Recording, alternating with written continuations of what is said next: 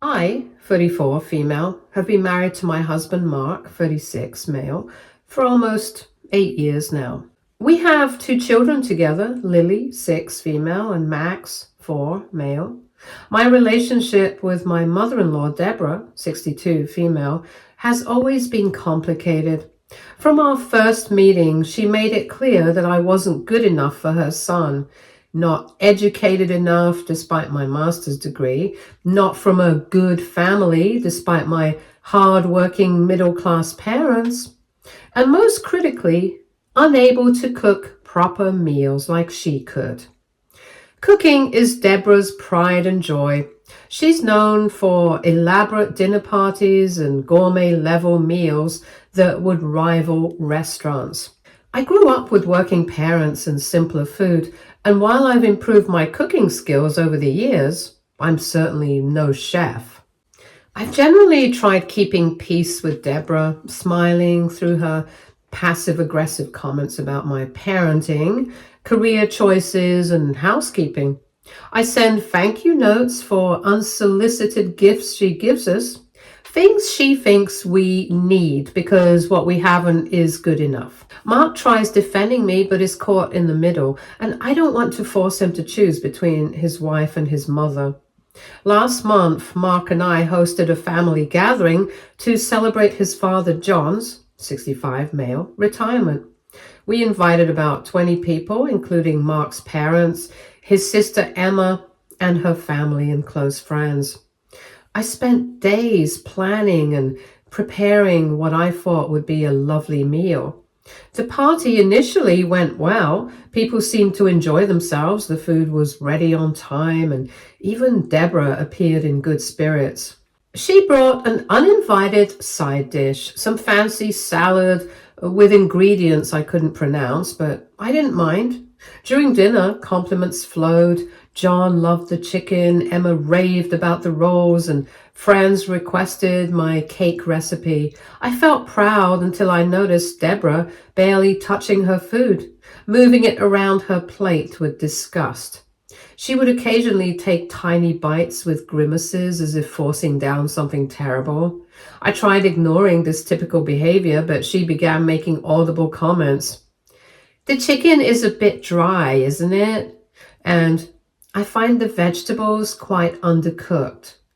Mark gave me sympathetic looks, but I just smiled and continued eating. About an hour after dinner, while everyone enjoyed coffee and dessert, Deborah suddenly clutched her stomach with a dramatic moan.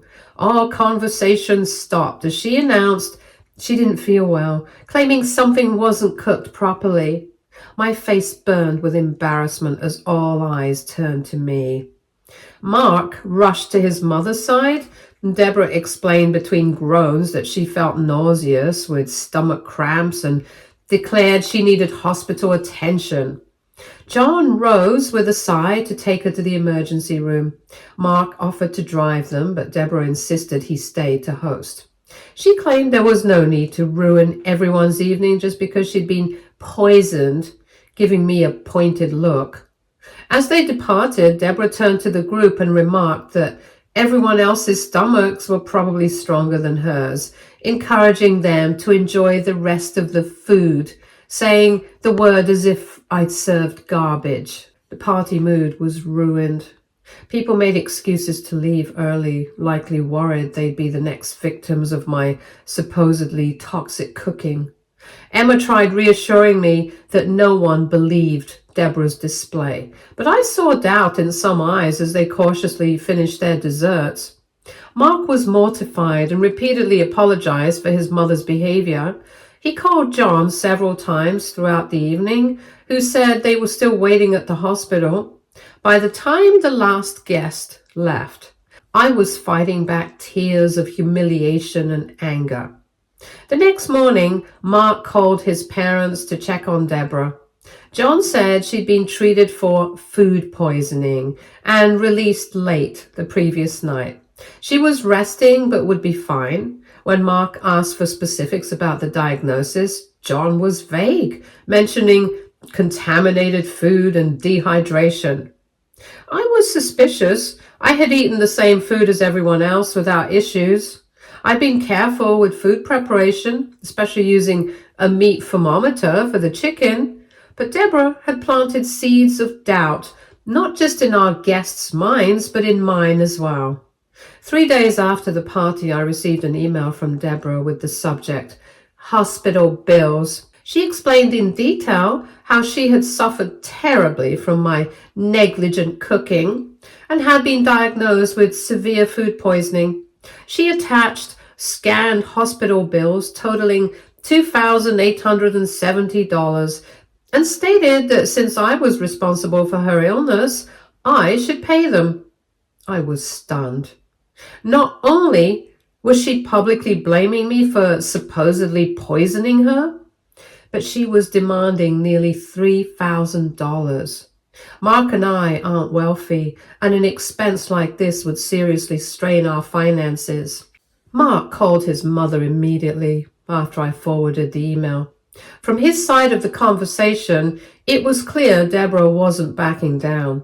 She insisted my cooking had made her seriously ill. The doctors confirmed food poisoning and that I should pay her medical bills.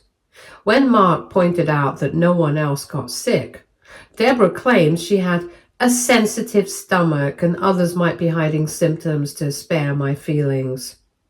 The call ended with Mark saying he needed time to think.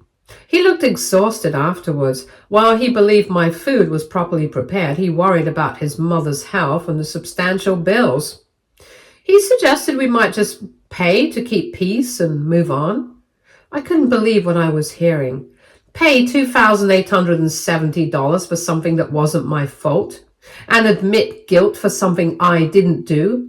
This was about Deborah's ongoing campaign to undermine me, not just money. Paying would validate her lies and establish precedent for future manipulation.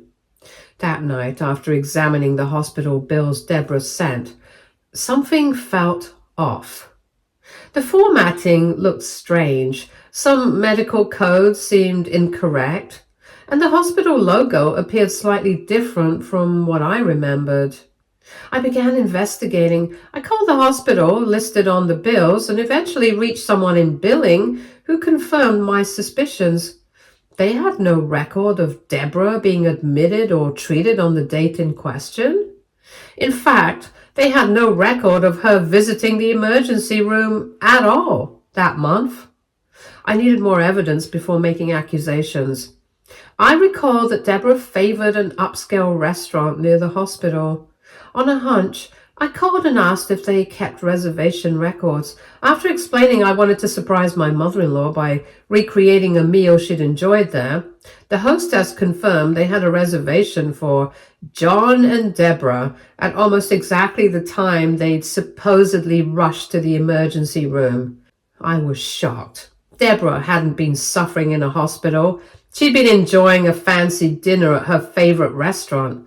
Then she had the audacity to create fake medical bills and demand payment. I continued investigating and found that one of their friends had tagged them in a social media photo at the restaurant that night. The image showed them smiling with wine glasses, hardly someone suffering from severe food poisoning. I showed Mark everything, the hospital's confirmation that his mother was never admitted, the restaurant reservation, and the damning social media photo. He was speechless and then furious. He'd been genuinely worried about his mother's health, only to discover it was an elaborate lie designed to humiliate me and extort money. Mark called his parents immediately on speakerphone. John answered and Mark confronted him about the fake hospital visit. John sounded uncomfortable and evasive, making excuses about misunderstandings and claiming Deborah had felt ill but recovered quickly. When Mark mentioned the restaurant reservation and photo, there was a long silence followed by sounds of a muffled argument. When John returned to the call, his tone had changed. He admitted they hadn't gone to the hospital, but insisted Deborah truly felt unwell after dinner. According to him, they went to the restaurant for bland food that wouldn't further upset her stomach. About the fake bills, John claimed ignorance, suggesting Deborah had made a mistake or confused dates. Mark wasn't accepting these explanations. He demanded to speak with his mother, but John said she was too upset. Mark stated plainly that we knew what happened. Deborah faked illness to embarrass me, left our party for a restaurant, and then fabricated medical bills to extort money. He declared we wouldn't pay and would limit contact until Deborah sincerely apologized. So I'm curious to hear from others who have dealt with similar family dynamics. Did you confront the manipulation directly or find other ways to cope? Were you able to repair relationships, or did you ultimately need to cut ties for your own well-being? Was I wrong to investigate and gather evidence the way I did? Should we have just paid the fake medical bills to keep the peace? AITA for potentially contributing to my mother-in-law's breakdown by refusing to be manipulated anymore? Update 1. First off, I just want to say thank you to everyone who took the time to comment on my last post. I was honestly really nervous about putting such a personal story out there, but the support and advice I received were more than I ever expected. I read every single reply, and it truly meant a lot to feel like people were not only listening, but also genuinely trying to help. Some of you even shared your own experiences, and that made me feel a lot less alone. So really, thank you. I figured it was time for a little update and also to answer a few questions that came up a lot in the comments and messages. Yes, we are still keeping firm boundaries in place with Deborah. Things are better in the sense that she isn't actively trying to manipulate or guilt us like before, but we're definitely moving slowly and carefully. Trust doesn't just magically come back overnight. Especially after everything that happened, Mark and I both agree that our first priority is keeping our home peaceful and healthy for ourselves and our future. A few people asked if we were planning to take legal action because of the fake medical bills. That's a totally valid question, and trust me, it was something we seriously considered. What she did was wrong on so many levels, not just morally, but legally too. After talking things through with our lawyer, we decided not to go down the route of pressing fraud charges. It wasn't an easy decision, but at the end of the day, our main goal was to make the behavior stop. Punishing her felt secondary compared to finally getting some honesty and accountability. The fact that she's now in therapy, owning up to what she did and starting to understand how serious it was, that counted for something. We're not saying it erases the past, but it's a step in the right direction. Actually, we got some unexpected news just yesterday. Emma, Mark's cousin, called to catch up and ended up telling us something kind of surprising. Apparently, during one of her therapy sessions, Deborah opened up and shared the whole story with her support group. And I mean everything. The fake illness, the staged restaurant incident, the phony hospital bills, all of it. According to Emma, who heard this from John, Mark's uncle, the group's reaction really took Deborah by surprise.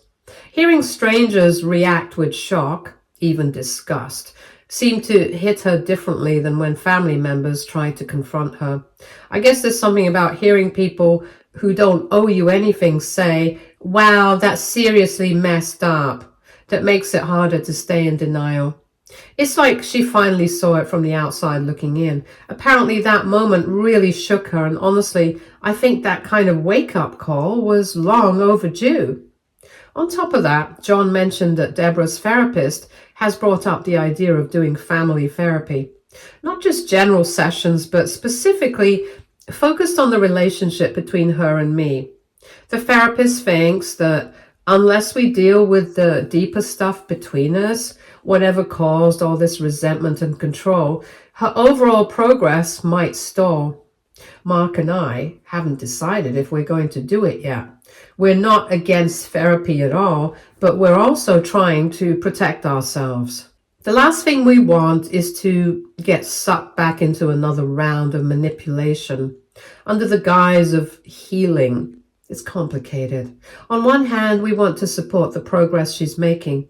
On the other, we're still recovering from the emotional whiplash of everything she put us through. We haven't said yes or no yet. We're just giving it time and thinking things through carefully. Now, here's something that really surprised me, in a good way. Yesterday, I got a package in the mail. I wasn't expecting anything, and when I saw it was from Deborah, I'll admit, I felt a little nervous opening it. But inside was a really thoughtful gift. She sent me a cookbook. Not just any cookbook, though. It was a collection of family recipes that had belonged to Mark's grandmother. Apparently, it's something she's been holding on to for years. Along with the book was a handwritten note. In the note, Deborah explained that she had always intended to pass it down to whoever Mark ended up marrying. But because of her issues, yes, she actually used that word, she never followed through. She said she hoped I might find some recipes I'd like and that I'd feel comfortable making them for the family only if I wanted to, with zero expectations or pressure. That part really stood out for me. It felt like the first time she's ever acknowledged that she made things harder than they needed to be, and that maybe she pushed too much or tried to control things that weren't hers to control. It was a small gesture, but it actually felt meaningful. I don't know if we'll ever have a normal relationship, but that felt like a step forward, a real one.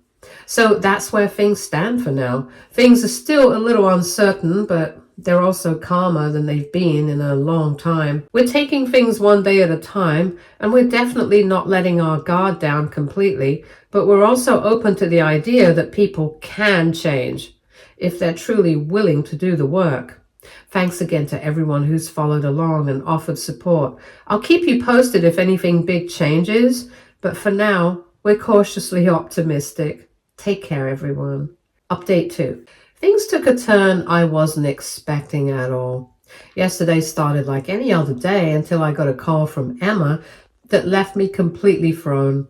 She sounded pretty upset and said she needed to tell me something right away. Apparently, Patricia, the same friend of Deborah's who originally told me about the stalking accusations, has been going around spreading an even more twisted version of the story. From what Emma said, Patricia has been telling people in their shared social circle that not only did I stalk Deborah, but I also physically threatened her and have been keeping her from seeing her grandchildren purely out of spite. To say I was shocked would be an understatement. That's a huge leap from what Deborah originally claimed. And the idea that people out there believe I'm some kind of threatening, cruel person was honestly sickening. I've done nothing but try to set healthy boundaries, and to see that turned into something so ugly felt like a punch to the gut. Here's where it gets even more unexpected. These rumors ended up reaching Deborah, and instead of letting them stand or quietly agreeing with them, which to be honest is what I would have expected a few months ago, she actually defended me. Emma had gone over to her parents' house and overheard part of a phone conversation between Deborah and Patricia. She said Deborah was clearly upset and told Patricia to stop spreading lies. More than that, Deborah actually admitted that she had made up the original stalking story during a period of really bad mental health. According to Emma, Deborah sounded serious, like she really meant it. I couldn't believe it. Deborah admitting fault is rare enough, but doing it to a friend who has been firmly in her corner? That's almost unheard of. Apparently, Patricia didn't take it well. She accused Deborah of being brainwashed by me and said some other dramatic things. But Deborah didn't back down. Emma said she calmly but firmly told Patricia not to call her again unless she was ready to apologize for spreading false stories about her daughter-in-law. Hearing that, I was stunned. So was Mark. We both just kind of sat there for a moment after Emma told us, letting it sink in. It felt like a huge shift, like maybe, Just maybe her therapy is actually starting to make a real difference, and not just surface level change, but something deeper. Later that evening, something even more surprising happened. Deborah called me directly. That might not sound like a big deal, but trust me, it is. Normally, she only communicates with me through Mark, or in the past, through passive aggressive gifts or messages. A direct phone call is rare. She apologized again, not just a vague sorry if I upset you kind of apology, but an actual detailed one. She said she was sorry for everything, but especially for the stalking accusations. She told me she had been completely embarrassed when she realized I'd caught her lying about being in the hospital and going out to eat while pretending to be ill. She admitted that instead of owning up to it, she panicked and tried to make me out to be the villain to save face with her friends. She actually sounded remorseful, not defensive, not blaming someone else, just regretful and honestly kind of vulnerable. It's the first time in a long time that I've heard her speak like that. Then she asked if I would be willing to meet her privately, just the two of us. No Mark, no John, to talk one-on-one, woman to woman, about everything that's happened and whether there's a path forward for our relationship. I was caught off guard. Part of me wanted to say no right away. I mean, I've been burned so many times by her manipulations that it's hard to trust anything. But another part of me, maybe the part that still hopes we can find peace someday, felt like this could be a turning point. So I told her I'd meet her for coffee later this week at a public cafe. After I hung up, I immediately called Emma to get her thoughts. I trust her judgment more than anyone when it comes to this whole side of the family. She said she was cautiously optimistic, but reminded me to stay alert. As she put it, Deborah's been manipulative for decades, and therapy takes time. One breakthrough doesn't erase a lifetime of patterns. She even offered to come to the cafe and sit a few tables away just to keep an eye on things without Deborah knowing. I was touched by the offer and accepted. It made me feel a little safer about the whole thing. Then today, I got a text message from Patricia. It was short and kind of stiff, more of a PR move than a real apology.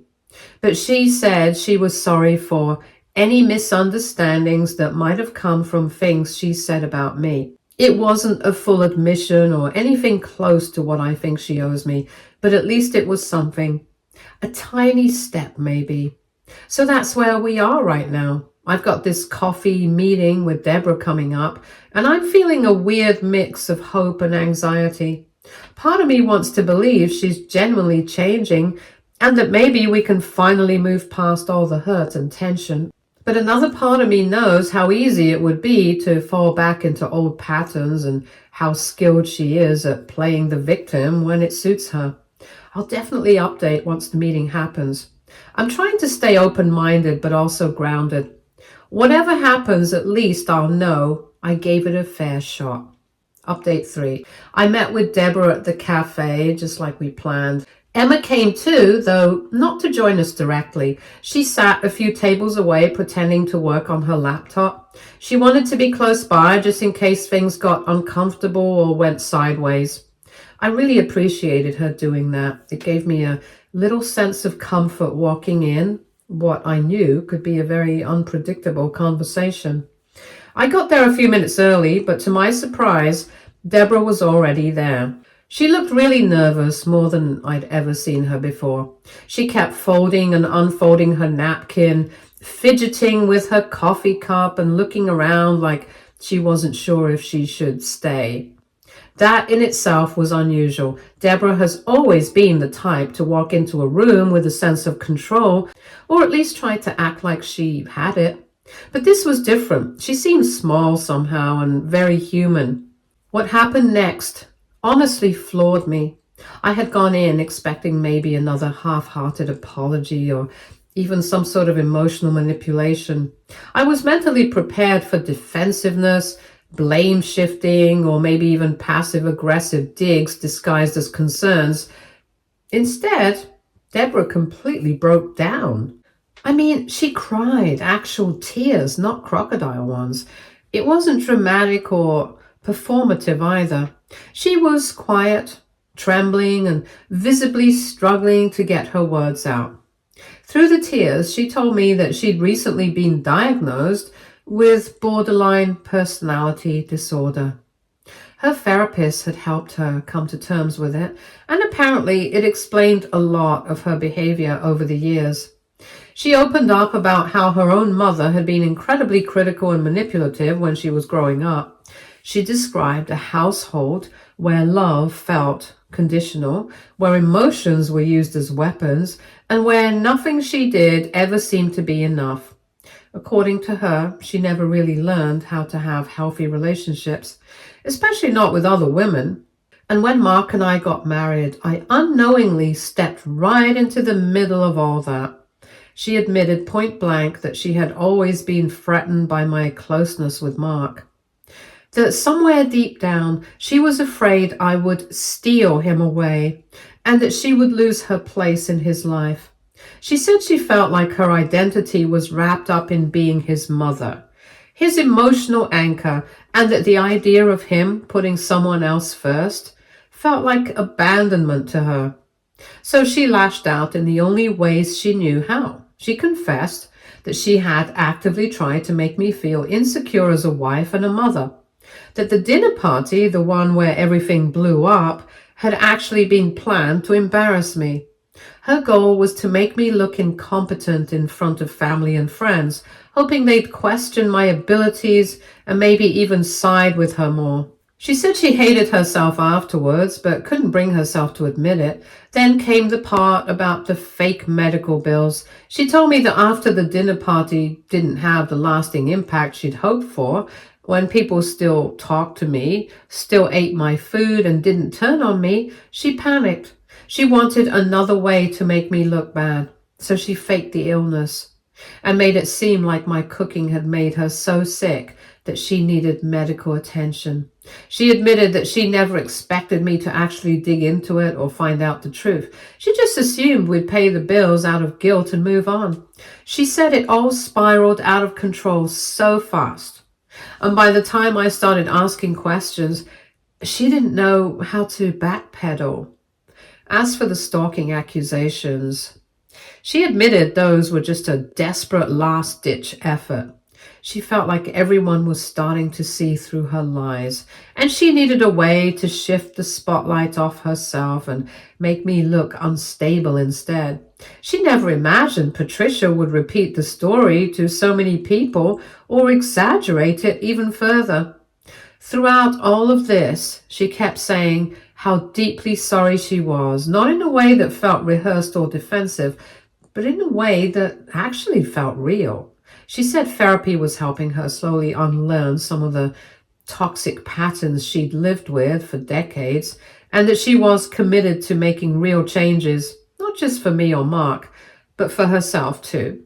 She mentioned she was doing something called schema therapy, which apparently is specifically helpful for personality disorders like hers. When she finished talking, I honestly didn't know what to say at first. I sat there, kind of stunned.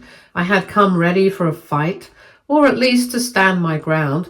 I wasn't expecting someone who was raw, honest, and broken in front of me. I took a breath and told her that I really appreciated her being so open. I said I could tell how hard it was for her to share all of that, and that it meant something, that she was finally taking responsibility. But I also told her the truth, that while I respected her willingness to change, rebuilding trust wasn't going to happen overnight. I couldn't just forget everything that had happened. The lies, the manipulation, the years of subtle digs and emotional chaos, it was all still very real and had left scars. I told her that any path forward would have to be slow and that boundaries would still be in place. She said she completely understood and that she wasn't expecting immediate forgiveness or closeness. She just wanted the chance to keep doing better, even if it took a long time. She then asked if I'd consider joining her for a therapy session at some point in the future. Not right away, but whenever I felt ready. Her therapist thought it would be helpful for both of us, and I told her I'd think about it. Before we left, she handed me an envelope. Inside was a check for $2,870, the exact amount of the fake medical bills she had tried to pass off to us. Along with it was a handwritten note where she acknowledged that no amount of money could make up for what she had done, but that she wanted to take this step as a sign of accountability. She wrote that she hoped we might use the money for something positive. Later that night, I told Mark everything. I showed him the check and the note. He was clearly overwhelmed. I could see it in his eyes. This mix of relief, grief, and cautious hope. He said it felt like maybe, finally, there was a real chance for healing. After talking about it, we decided to accept the check and use it towards a family vacation we'd been dreaming about, but kept putting off. It felt symbolic, taking something that started with so much negativity and turning it into something joyful for our kids. Since then, Deborah has shown continued signs that she's serious about changing. She sent a message to the whole extended family admitting that she had never actually gotten food poisoning from cooking and apologizing for any confusion her health issues may have caused. She's also been very respectful about visits, always calling ahead, never overstaying, and not saying a single critical thing about my cooking, parenting, or anything else. It's honestly been kind of surreal. John even called us the other day to say thank you. He said that since Deborah started therapy, their marriage has improved more than he ever thought possible. He said it feels like he's finally getting to know the woman he fell in love with before all the mental health issues got in the way. Of course, I know this isn't the end of the story. Personality disorders aren't something you fix in a few weeks or months. It's going to be a lifelong process. And I'm sure there will be setbacks. But for now, we're choosing to focus on the progress. We're taking things one day at a time, keeping our boundaries in place, but also letting a little bit of hope back in. And for those who asked whether I was wrong to dig into Deborah's story or whether I should have just paid the fake bills to keep the peace, honestly, I'm so glad I stood my ground. Sometimes the most loving thing you can do for someone is hold them accountable. Enabling bad behavior only allows it to continue. Standing firm wasn't easy, but it created the space for real change to begin. Thank you all so much for being part of this journey with me. The support, the advice, the kind words, it all made a huge difference. I've learned so much about boundaries, mental health, and how important it is to protect your peace, even when it's hard. As a final note, Mark and I have decided to accept Deborah's invitation to join her for a therapy session next month. I'm nervous, of course, but I'm hopeful too. It feels like we're finally on a path towards something healthier and more honest, not just pretending things are fine, but actually working to make them better. If anything major happens after that session, I might post another update. But for now, thank you again from the bottom of my heart. Stay tuned for more stories from our girl relationships.